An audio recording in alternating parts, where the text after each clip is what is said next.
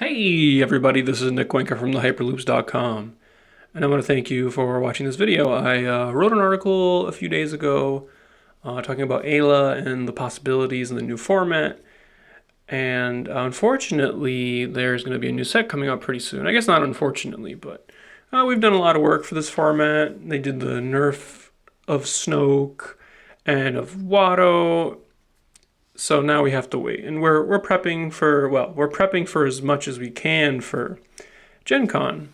But for those out there who may have tournaments that they want to enter and just explore a great character like Aayla, I'm just making a quick little video. I posted 3 lists for Aayla, and I'm going to talk about this one first. This one is Aayla Secura and Luke Skywalker with profitable connections. And this is sort of the descendant of the Stairs deck, which was Aayla, Profitable, and Ray 2. Now, Ray 2 was great back then because you had Shoto Lightsaber, and unfortunately we don't have that anymore in Standard. But what Luke's gives us is the power to Force Wave Tyson a turn. On top of that, he has great damage sides. He's got 2 damage sides, and he's pretty beefy. He has 12 health. This list is a little rough. I like most of the cards. Some of the stuff that stands out at me is how many force jumps do we really want? Do we want any? Force focus I like because you can put it on Luke, use it, and then move it on to Aayla. I like the redeploy lightsaber and Ezra Bridger's lightsaber. I think I would want at least 2 3-drop lightsabers. So I have Dagger and Rey's lightsaber. Binds, I think, is going to be pretty good. Just, I think you want to be surviving a bit with your removal, and just Aayla's ability will stall, plus Luke can take shields when that is the right thing to do. And we move over to the events. Tourist Strike is the kind of card that could be very good in this deck as just a surprise. It might end up being quite good.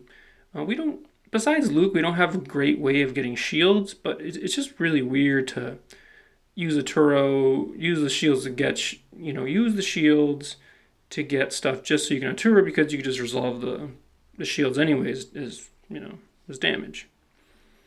I think the Discipline Mine and I think Way of the Light's actually quite good right now. There aren't a lot of hero dice out there. It removes a lot of the supports, a lot of the neutral stuff, so I think it's great. Steadfast is quite the good card, and since you have 3 resources to start with, they're going to deal damage to you, and then you're going to redirect 2 of that damage up to them. Unfortunately, you do have to have that in round 1, which makes it, once you go past round 1, it's okay. It's an okay card. Luke's training does help us reduce the cost of our 8 abilities. Plus, in the middle rounds, we can get it back. Depends on who they go for. This is going to either be good or bad. So yeah, I think this deck has some merit. You can also, I talked about this in the article, you could also change the battlefield from Obi-Wan's hut to something a little more threatening, because I think this deck will probably claim. So you want to just get a battlefield that can gain a resource every turn. I think that would be probably pretty good. So overall, I think this is worth a look. If you like Mono Blue, this is definitely going to be up your alley. Oh, so next is, here's me going a little bit deep. I played against a deck in Trilogies a long time ago, which had Aayla, Secura, Wedge, and Profitable Connections. Now, with Armored Reinforcements, I think we all can agree that Armored Reinforcements is generally a better card. One of the issues with Armored Reinforcements, however, is just people are playing Vandalized, so using mods on stuff becomes kind of iffy with cheaper stuff. So here, Wedge does a really good ability. It's kind of like a free focus for your vehicles. With Armored Reinforcements, you can go and get Resistant Crate Speeder, and then you can always flip that to the resource side and gain 2 resources. So you spend 1, and then you get 2 back. So you're netting a resource, which is great. So then you end up starting with 3 resources, and you can play like a bomber, or if you had the 1 cost upgrade for the mod for the crater, you could roll that in. It is a little soft to the removal of said support through Vandalize and other means. But it can be very powerful to do that, and that's why we have it in there. It's pure upside. YOLO, let's play for it. So overall, I think this deck is pretty powerful. The dice are pretty big. Has a good chance of winning the roll off. Lead is good. Sometimes Wedge's dice can be kind of meh. We do have a lot of like some more wombo-ish. We might want to not be as cute, but just stuff to look at. Which with sudden impact and Wedge's 3-side, you can remove that for 1 and deal 2 to all the characters, and that can be quite good.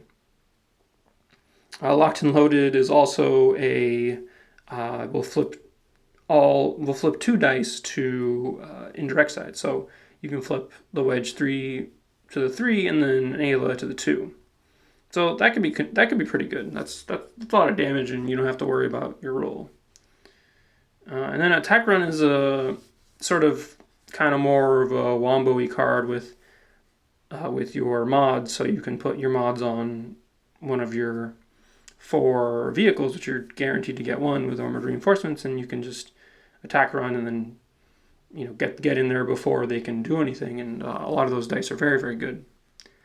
So overall, I think this deck has some merit. Does some powerful things.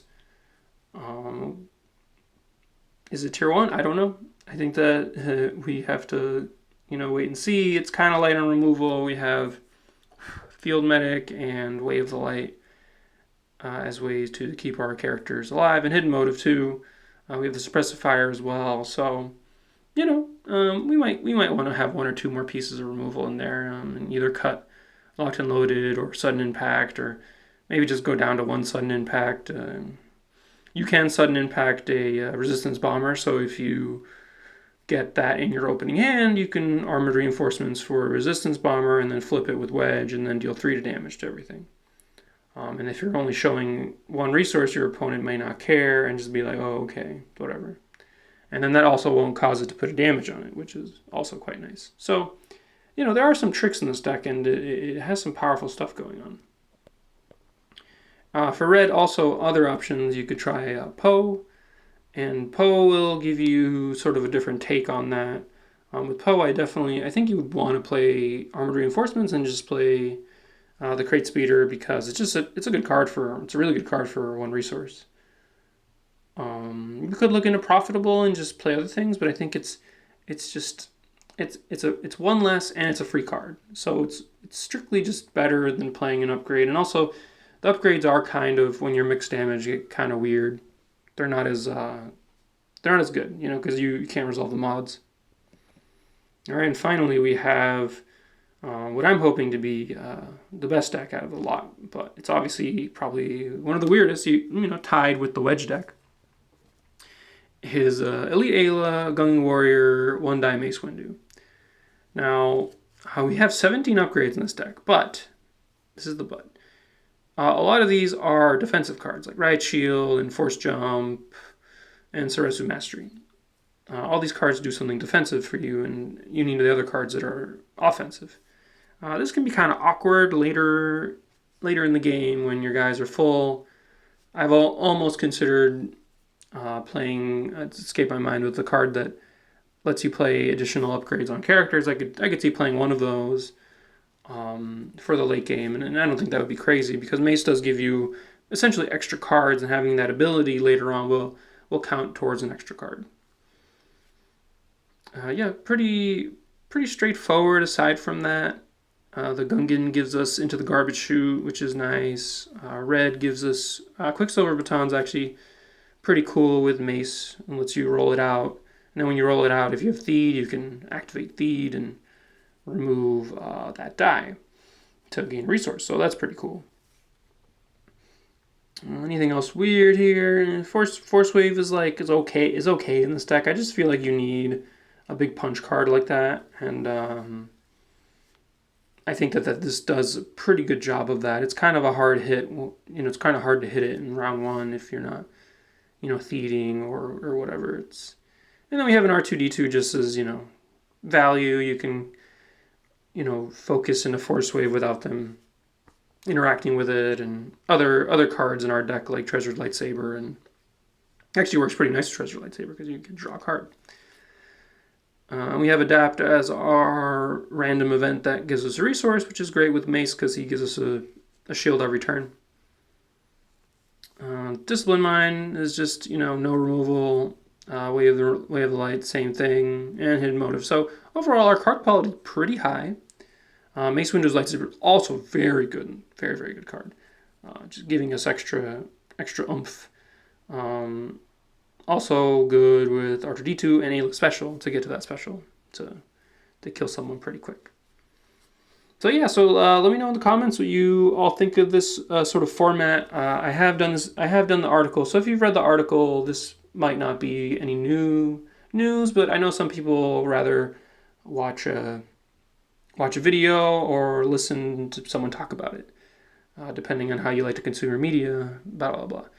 And thanks for watching. Thanks for listening. And please be sure to check out thehyperloops.com. And if you want to be a super supporter, check out our Patreon at patreon.com/thehyperloops.